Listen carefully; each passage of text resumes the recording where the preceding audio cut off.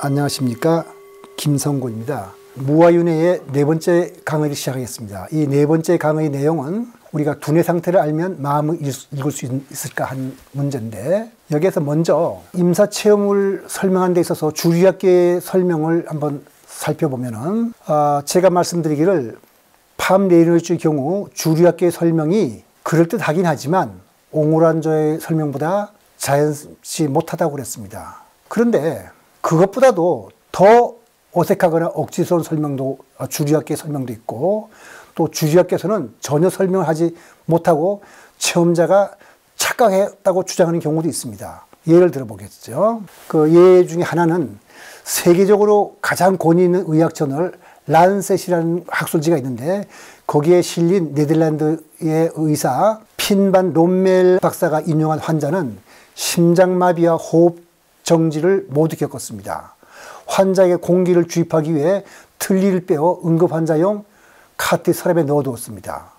일주 후에 환자는 유체이탈을 체험했다고 하며 그 소생술을 받았던 그 병실과 그 안에 있던 사람들을 정확히 묘사했고, 잃어버린 틀니가 어디 있는지를 사람들이 찾았더니 그 응급환자용 카트 서랍에 있을 것이라고 말해줬거든요. 이런 거는 주리학계에서 설명을 못하고 그거는 우리가 믿을 수 없다, 이 정도로 그냥 끝내고 있습니다.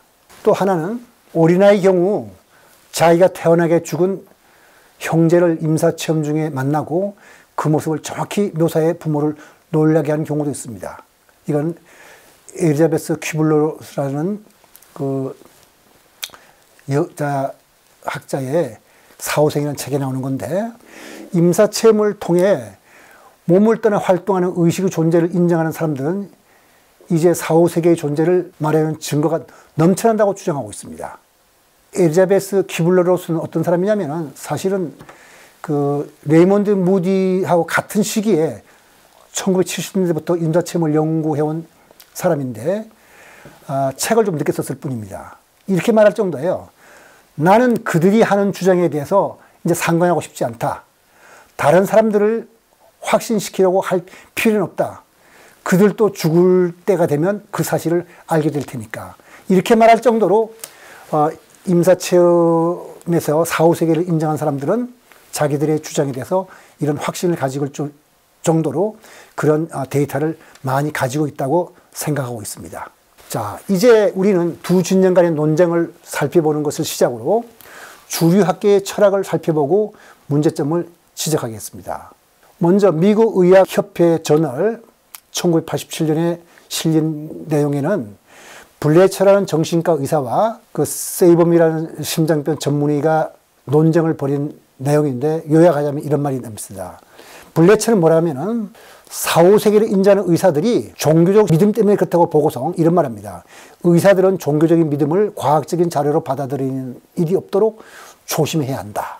그랬더니 임사체험을 옹호하는 심장병 전문의 세이범은 이렇게 말합니다. 과학적인 믿음을 과학적인 자료로 받아들이는 일이 없도록 조심해야 된다.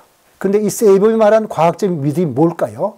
바로 그걸 말하는 겁니다. 거기서 말하는 과학적 믿음은, 주류학계의 과학적인 믿음은 두뇌 이꼬르 마음이라는 환원론적인 유물론을 가리키는 겁니다.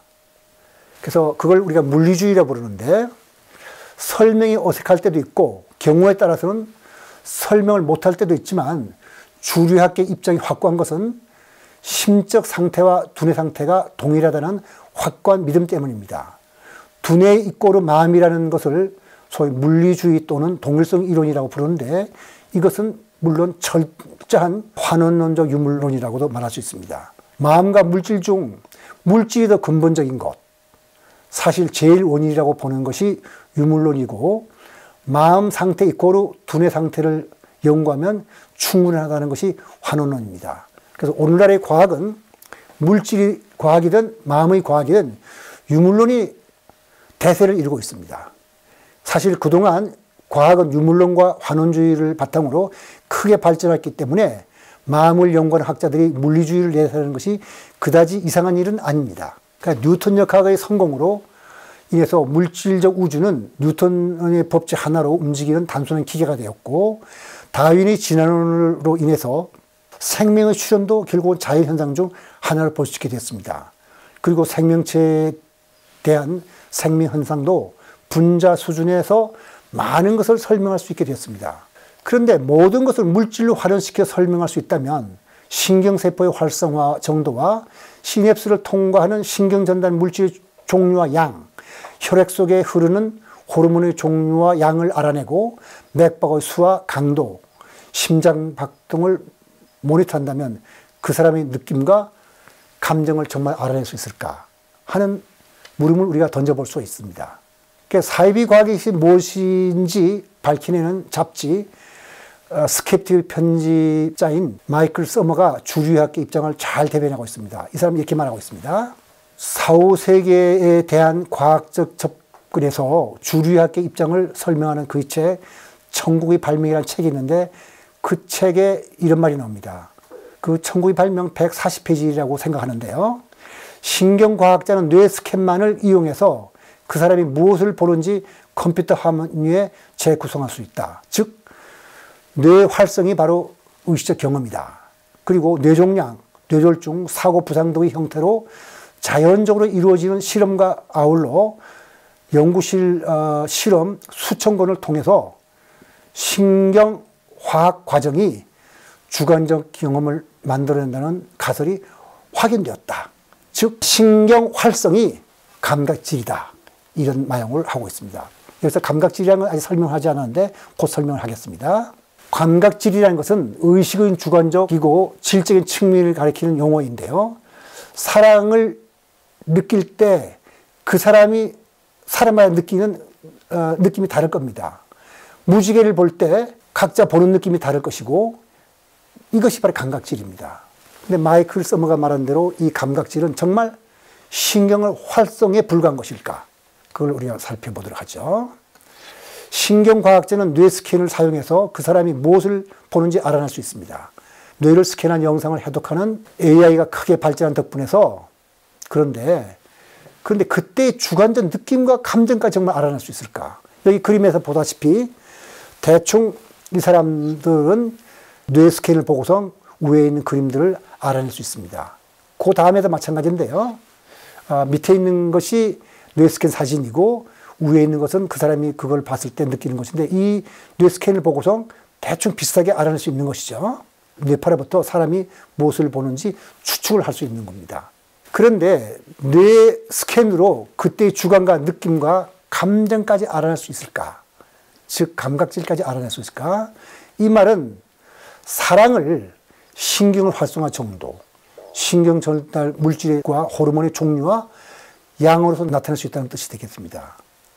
그러나 그럴 수 없다는 것을 설명한 것이 제1부 10강에서 설명한 백남준의 비디오 아트에 관한 것입니다.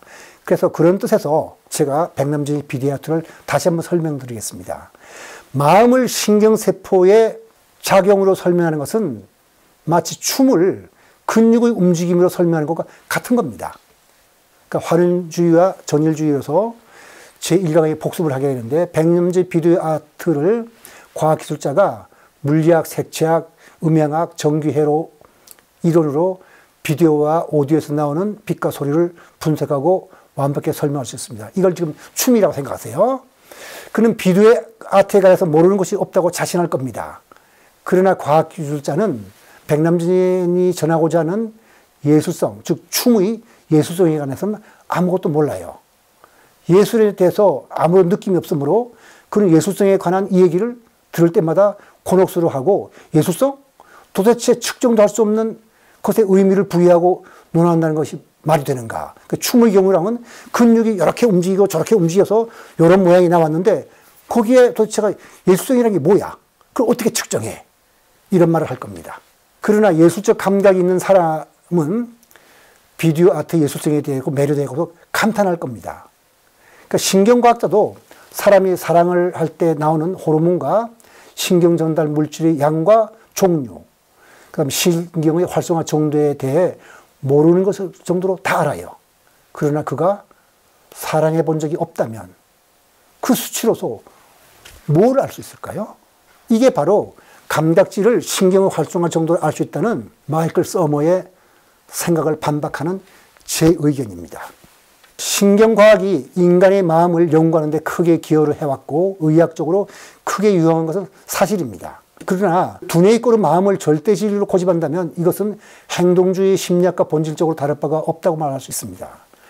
한때 행동주의라는 것이 심리학에 크게 유행을 했는데 이 행동주의의 심리학자들은 관찰과 예측이 가능한 행동을 통해 인간이나 동물의 심리를 객관적으로 연구할 수 있다는 거 보고 그렇게 실제로 행동만을 관찰했는데 과학에서는 객관적 관찰이 중요하므로 관찰할 수 없는 마음의 개념을 심리학에서 제외했습니다.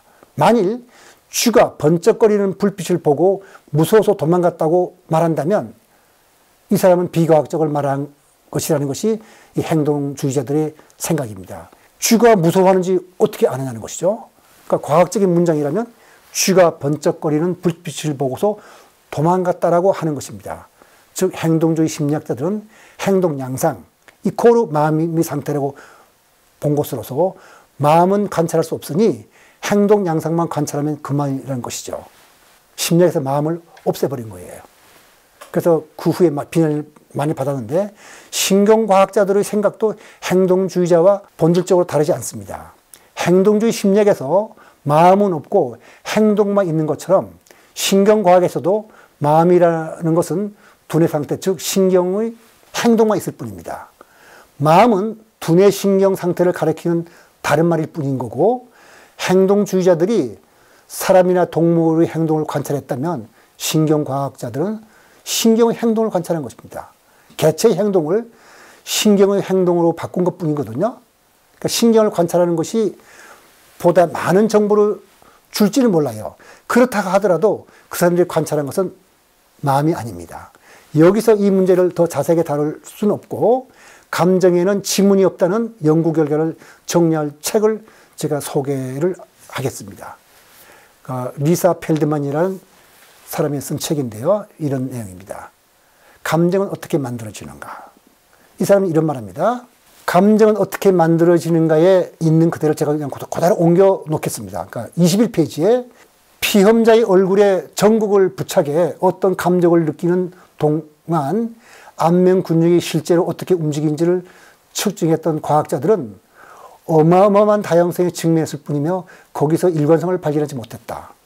마찬가지로 신체와 뇌를 연구하는 과학자들도 다양성, 즉 지문이 없다는 사실을 발견했다. 다시 말해서 여기서 지문이 없다는 말은 그런 걸 관찰했다 해서 그걸 관찰한 그것이 이러한 감정을 나타내는 것이라고 말할 수 없었다는 뜻입니다. 당신이 분노를 경험할 때 혈압의 급상승은 있을 수도 있고 없을 수도 있다. 당신이 공포를 경험할 때 역사적으로 공포의 중추라는 이름표가 붙은 뇌 부위인 편도체에 관여할 수도 있고 관여하지 않을 수 있다. 다시 말해서 역사적으로 공포라는 말은 그동안 신경과학자들은 공포를 담당하는 것은 편도체이기 때문에 편도체를 조사하면 이 사람이 공포를 느꼈는지 아닌지를 알 수 있다는 건데 좀 더 연구를 해보니까 그렇지 않고 편도체가 관여했을 수도 있고 관여하지 않았을 수도 있다는 뜻입니다. 다시 말해 편도체만 조사해보고는 이 사람이 공포를 느꼈는지 아닌지를 정말 제대로 알 수 있는 것이 아니라는 뜻입니다. 그러니까 고전적 견해를 일부 뒷받침하는 증거를 제공한 수백 가지 실험이 있다. 무슨 말이냐면 두뇌 신경 상태를 조사해보니까 이러이러한 느낌이나 감정을 가졌다는 것이 고전적 견해거든요. 그걸 뒷받침하는 증거가 어마어마하게 많다는 뜻입니다. 그러나 이 증거를 의심하게 만드는 다른 실험도 엄청나게 많다.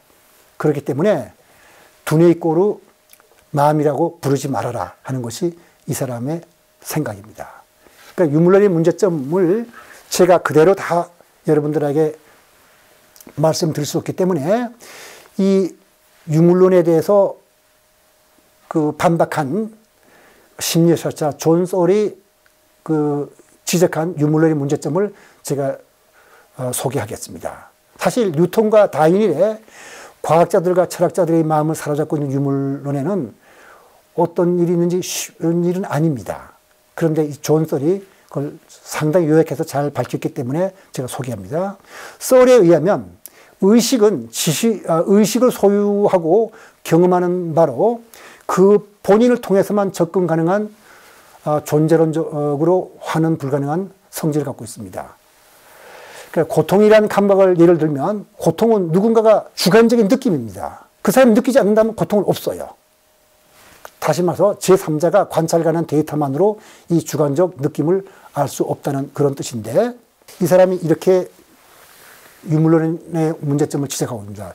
유물론은 존재론적으로 물질 현상으로 환원될 수 없는 심적 현상은 전혀 없다고 본다.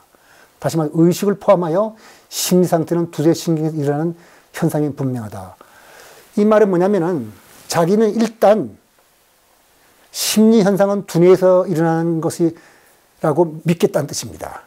이에 반해 이원론은 일상적인 물리 세계와는 별개의 심적 현상이 존재하고 이 심적 현상은 물리 현상으로 환원될 수 없다고 본다.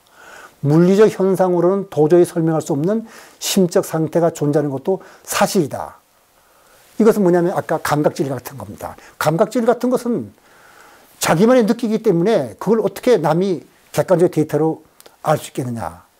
이 두 주장에서 옳은 부분을 취하고 잘못된 부분을 버리는 것이 철학의 과제다. 심적 현상은 물리적 토대로 환원될 수 없으면서도 물리적 세계의 일상적 부분이다. 이렇게 설명했어요. 그리고 하는 말이, 이런 주장은 전통적 용어에서 보자면 그 자체가 모순이다. 그래서 자기는 서양 철학의 전통적 용어에 이의를 제기하지 않을 수 없다. 그럽니다. 그럼 이런 주장에서 벗어나려면 서양 철학의 전통적 용어와 개념에서 벗어나야 된다는 것이거든요. 그럼 어떻게 벗어날 수 있는가? 그거는 적어도 현재의 서양 철학과 신경과학적 용어와 개념으로서는 벗어날 수 없습니다. 설이 지적한 대로 현재의 과학을 볼 때 두뇌 없는 의식은 생각할 수 없어요. 그 현대 과학으로 볼 때, 신경과학으로 볼 때는. 그러나 두뇌 신경만으로는 또 의식의 본질을 설명할 수 없는 것도 마찬가지 사실이에요. 뉴런 사이에는 아무런 의미가 없는 전기화학적인 신호가 오가갈 뿐입니다. 그러는 가운데 신경만 전체에서 어떤 의미가 생겨나는 거거든요. 그럼 그렇게 생겨난 의미가 의식인가? 그렇다면 우리가 이런 물음을 던질 수 있습니다. 서울 시민도 서로 간의 의식을 주고받고 있습니다. 그럼 그런 가운데서 서울 시민 전체의 의식이 생겨나는 것인가? 인공신경망을 만들어서 거기에 여러 가지 전기 신호를 주고받으면 거기에서 의식이 생겨나는가? 그걸 우리가 의식의 본질을, 이거에 대답을 할 수 없다는 말은 아직 의식의 본질을 모른다는 것이거든요. 아직 의식의 본질도 모르면서 두뇌 상태가 그대로 심적 상태라고 하는 것은 하나의 도구마에 불과할 뿐이라고 보겠습니다. 그래서 그럼 어떻게 가져야 되는가? 열린 마음이 필요해요. 다시 말해 두뇌 있고 마음이라고 하는 신건강자들의 견해는 그동안에 많은 업적을 세웠고 많은 걸 설명한 사실이지만 그것을 넘어설 수 있는 어떤 현상도 있을 수 있다는 가능성을 가져야 돼요. 그게 열린 마음이거든요. 그것이 과학자의 바른 자세라고 봅니다. 그러면 다음번에는 이제는 신비체험에 대해서 살펴보겠습니다.